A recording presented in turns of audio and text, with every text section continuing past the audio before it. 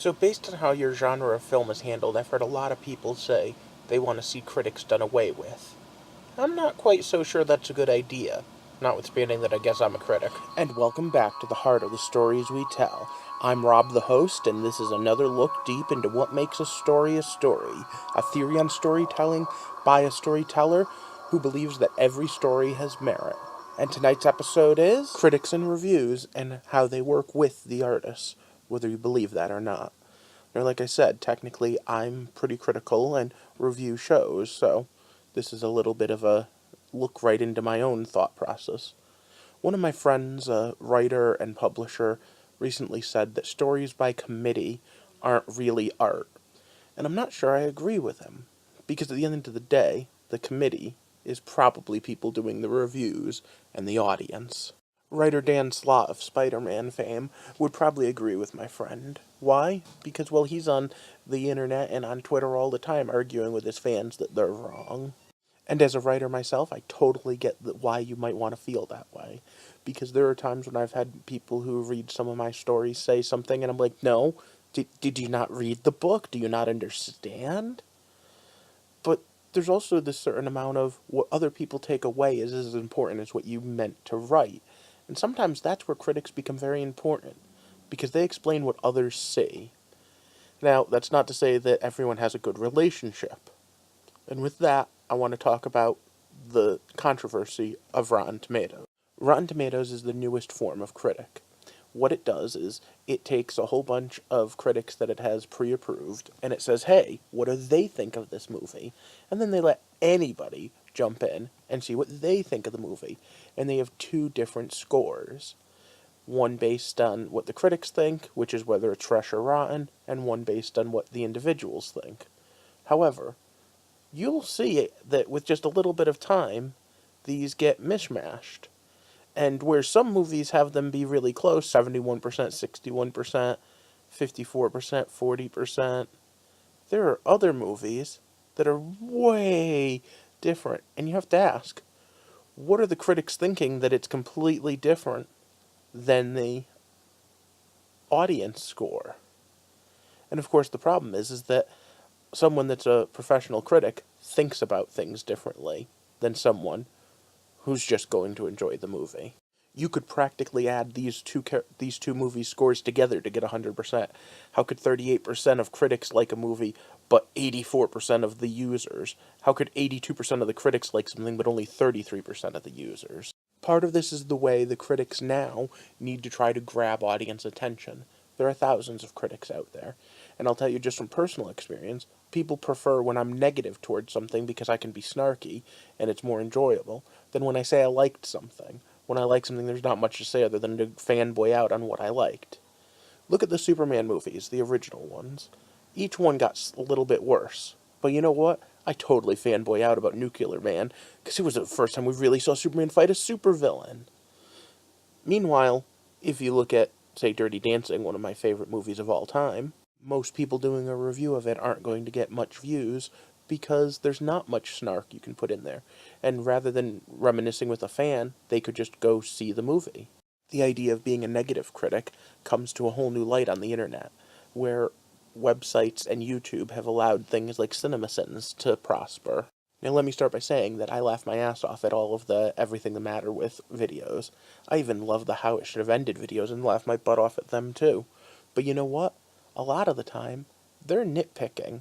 They're really just looking to get views based on making fun of things. And when you think about it, how much would you like for your work to be made fun of? Now that's not to say that everyone on the internet's a jerk. There's this guy Charlie on a channel called Emergency Awesome that's made a name for himself by only reviewing things he likes and talking them up about how cool they are and dropping little Easter eggs and factoids in there. And he's become a part of geek culture. Grace Randolph from Beyond the Trailer also works in a very similar way, very upbeat and perky and not making fun of things. In fact, she's made a huge success for herself not just as a reviewer but also as an artist herself.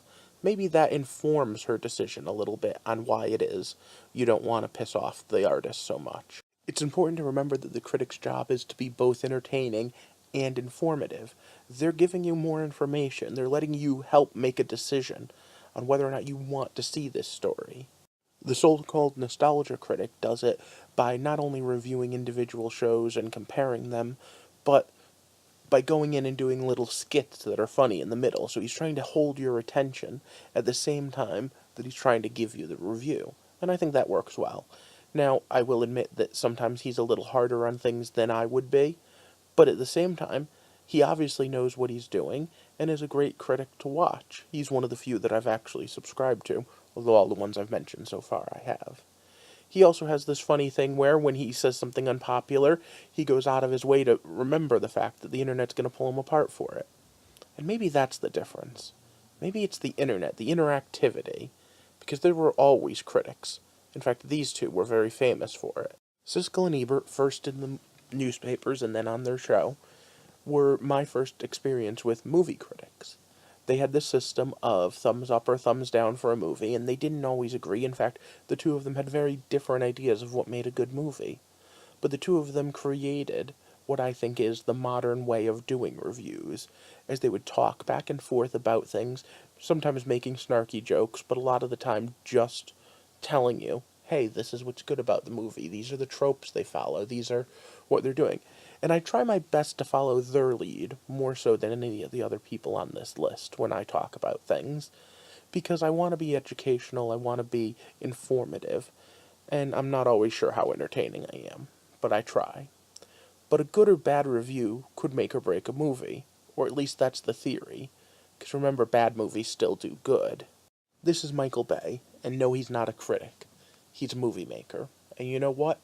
He understands how to make a poignant and thoughtful story. But you know what he does instead? He makes blood explosion extraordinaire with hot girls half naked and huge robots fighting each other and explosions and who knows what else. And you know why? Because he's appealing to the lowest common denominator. The thing that we all know we really do like. The spectacle. He doesn't care one lick what the critics say. He doesn't care about acclaim. He cares about one thing and one thing only. Box office numbers. And to a certain extent, I understand why. Because it doesn't matter how many kudos you get if you make all the money. There are some people that think that that type of thought process means we shouldn't have movie critics anymore. We shouldn't have things like Rotten Tomatoes. And even when I disagree with the critics, even when I think the Rotten Tomato or the Metacritic score is too low, I can't say I agree.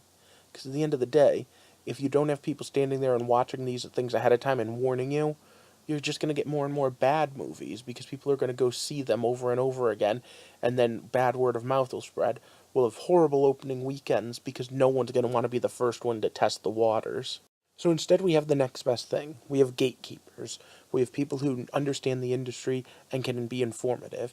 And right now we have a plethora of ones you can turn to and who it is you can trust. And that's my suggestion to you, the audience. Find someone you can trust. Hey, I'd hope it would be me. Someone that you think like, someone that thinks like you. And watch their reviews. See what they think. Now, with this, that means that there's a lot of critics you're going to ignore. And I can totally understand that. There are people that are going to say, hey, I've never liked a Rotten Tomatoes movie that was rated rotten, so I'll just go to their fresh ones. Or there's ones that say, hey, if Charlie liked it, I'll like it. Or there's ones that say, hey, I trust Beyond the Trailer and Grace. And there are those of us that miss Siskel and Ebert giving one thumb up, one thumb down to movies. At the same time, there's a certain amount of enjoyment you can get even by watching someone who's being mean. The CinemaSins and the How It Should Have Ended people are very entertaining. But I almost think that they're less critics and more side entertainment. But now to come full circle to where I started. One of my friends, a publisher and editor, said, stories shouldn't be written by committee. And that kind of sticks in my head a little. Should they be? Well, not all of them. There's a certain amount of art that should be written regardless of how the audience is going to feel. In fact, some stories are written specifically to engage and make the audience mad. And that's cool.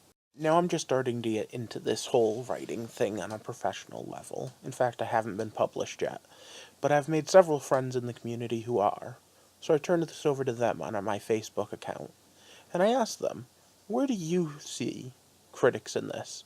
And you know what the most unanimous answer I've ever heard was? We don't pay attention. We write what we like. We let the critics do their job afterwards. I think that's an interesting thought process, and I'm glad they have it, because it gives them a little more, I don't know, something than some of these writers that I talked about that were more aggressive towards their critics. On the other hand, there are certain stories that I think would be better to keep in mind that they're trying to make their audience happy. And let's remember, Michael Bay totally does that every time. His fans like his movies regardless of whether the critics do. His are written more or less by committee. I wouldn't want to wipe out all of the stories of people who piss people off, but I also wouldn't want to wipe out the ones that are only writing stories that are what they are because they're trying to appeal to a certain base. But what about you? What do you think? What role do you think the critics should have in a story?